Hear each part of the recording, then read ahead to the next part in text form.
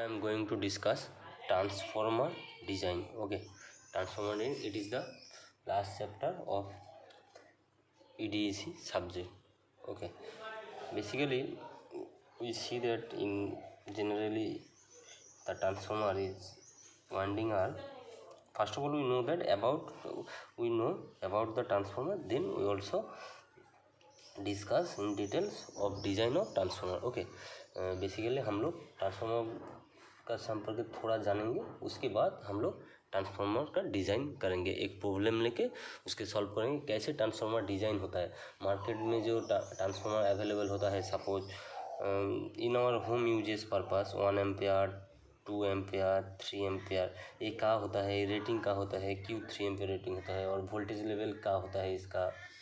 और ज़्यादा से ज़्यादा बड़ा जो ट्रांसफार्मर होता है, जैसे डिस्ट्रीब्यूशन लाइन के लिए एक्चुअली हम लोग घर में भी ट्रांसफार्मर यूज़ होता है, जो एलिमेटर हम लोग कहते हैं, और छोटा मोटा टीवी का अंदर, रेडियो का अंदर सर्किट है, तो वो ज़्यादा से ज़्यादा 5 एम्पियर ट्रांसफार्मर रेटिंग होता है. But in distribution line, suppose हम लोग का घर में जो लाइन आ रहा है 440 वोल्ट और 415 volt, okay, is coming from 25 kVA और 30 kVA, ऐसे बड़ा ट्रांसफार्मर में आता है.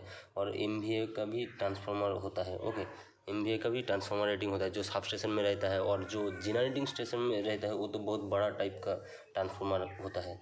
ओके, और इस 1 एम्पियर होता है, इसका कम भी होता है 0.5 एम्पियर होता है. ओके, जो छोटा मोटा काम के लिए, जैसे अगर एग्जाम्पल ले तो मोबाइल का चार्जर, ओके, उसके अंदर भी ट्रांसफार्मर यूज होता है, उसके अंदर भी एक ट्रांसफार्मर यूज होता है. ओके, जो 240 वोल्ट सप्लाई को स्टेप डाउन करता है, लेकिन वो छोटा मोटा टाइप का होता है, वो 0.5 एम्पियर की, उससे भी कम है 0.2 एम्पियर ऐसे रेटिंग में. लेकिन बहुत हाई वोल्टेज भी, जैसे 35 kVA 25 kVA 100 kVA, okay, 300 kVA, ऐसे भी 160 kVA, ऐसे भी बहुत बड़ा ट्रांसफार्मर होता है.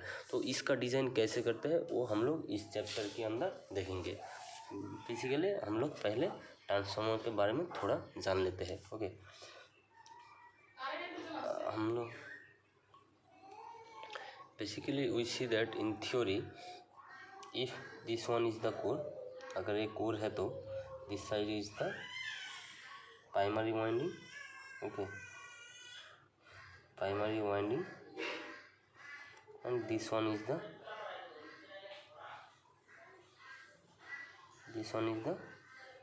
secondary winding. Okay, this one is the secondary, this one is the primary.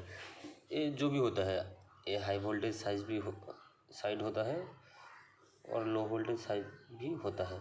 अगर हम लोग, और ये भी लो वोल्टेज साइड भी होता है और हाई वोल्टेज साइड भी हो सकता है, और ये मैग्नेटिक कोर है. ओके, अगर हम लोग इस साइड से सप्लाई दे रहे हैं, हम लोग जस्ट थोड़ा ट्रांसफार्मर के बारे में देखेंगे, थोड़ा हम डिटेल में नहीं जा रहे हैं, क्योंकि ये ट्रांसफार्मर तुम लोगों का हो गया है. ओके, हम जस्ट सिंपल डिस्कस करेंगे, उसके बाद हम डिज़ाइन में घुसेंगे. ओके, तो if we give the supply this side, then flux is produce.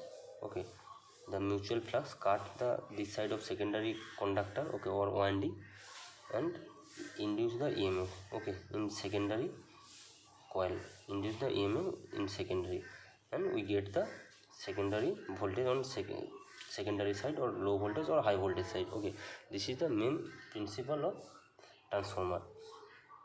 So we see that the primary winding this side of the core, and secondary winding this side of the core. Okay, so it is called as core type or cell type, which is call it core or cell. Okay, its call is core type transformer, because the winding are core of this transformer. This one is the core, this one is the core. Okay, this is the core design, this is the core design of transformer. So this one is the called core type transformer. If the transformer is designed like the central limb means, first of all we draw a core, then we discuss the central limb is which one. Suppose this total is the core. Okay, this one is the core, this one is the core,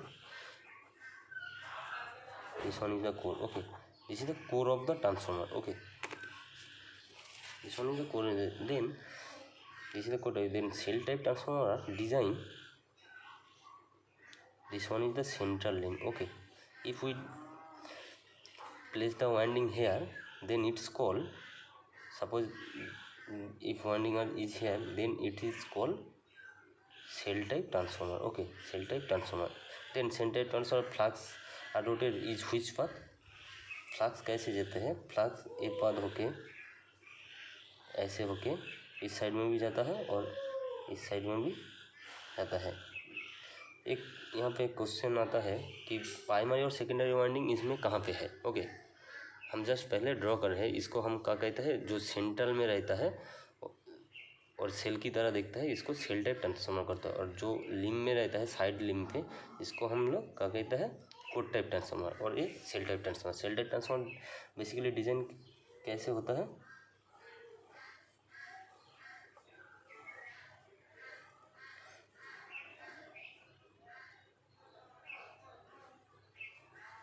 if this one is the one winding and this one is the another winding, ये primary होता है और secondary होता है, ये primary और secondary होता है। Okay, this is the two winding, here is the one winding here and one winding here in একটাই sorry here is the two winding in the one limb. Okay, this is called cell type transformer.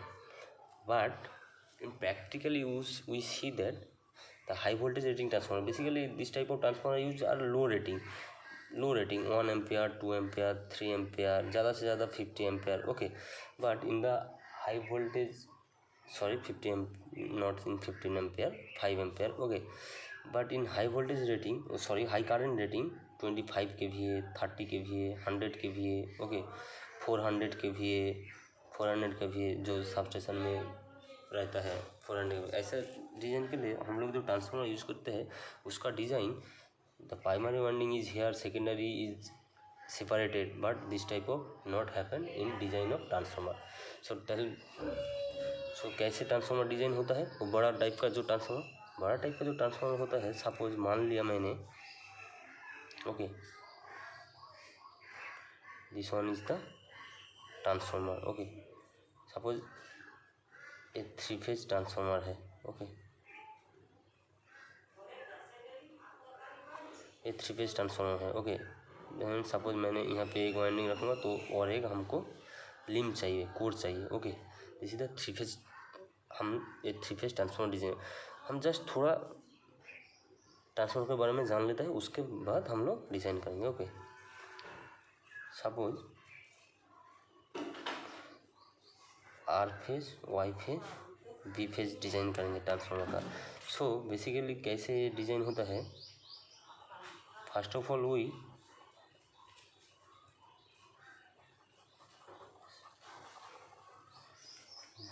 draw a low voltage winding.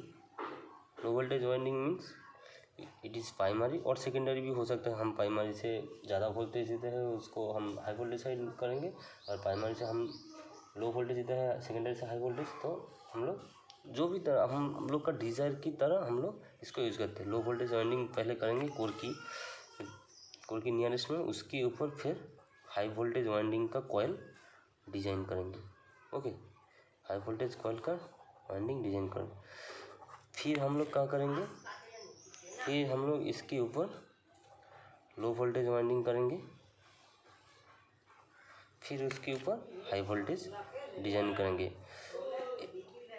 Okay, so basically क्या होता है? Low voltage winding, high voltage winding, low voltage winding, high voltage, ऐसे primary और secondary दोनों side की हो गया. Suppose R phase and also Y phase भी done similarly. Okay, similarly Y phase भी डन. लो वोल्टेज वाइंडिंग देंगे, फिर हाई वोल्टेज, फिर लो वोल्टेज देंगे, फिर हाई वोल्टेज वाइंडिंग देंगे. ऐसे वाई फेज भी और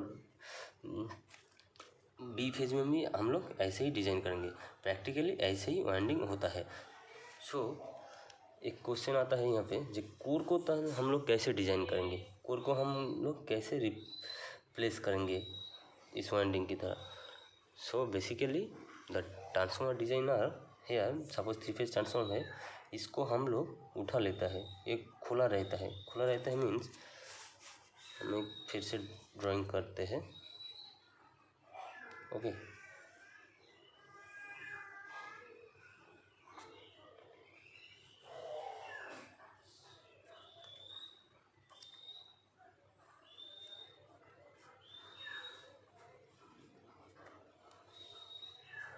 सपोज ये आर फेज के लिए, ये वाई फेज के लिए, ये बी फेज के लिए हम लोग ट्रांसफार्मर को बड़ा साइज का एक ट्रांसफार्मर डिज़ाइन करेंगे। सो कैसे हम लोग डिज़ाइन करते हैं, पहले इसका ऊपर वाइंडिंग कर देते हैं, इसका ऊपर वाइंडिंग कर देते हैं। ओके, ये तीनों का ऊपर वाइंडिंग कर देते, ये जो कोड पहले हम लोग डिज़ाइन कर लेते हैं। ओके, कोड डिज़ाइन कर लेते हैं और इसको फिर इसका ऊपर वाइंडिंग कर लेते हैं। ओके, वाइंडिंग करने के बाद ये तीनों वाइंडिंग हो जाए इस तरह, low voltage high voltage, low voltage high voltage, low voltage high voltage, low voltage high voltage, ऐसे डिज़ाइन हो गए।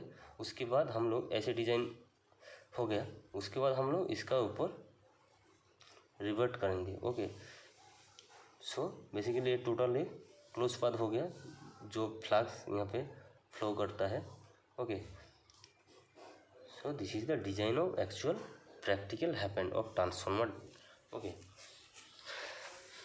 हम लोग आज थोड़ा ट्रांसफार्मर के बारे में देखेंगे, उसके बाद हम लोग बात पे ट्रांसफार्मर डिज़ाइन करेंगे।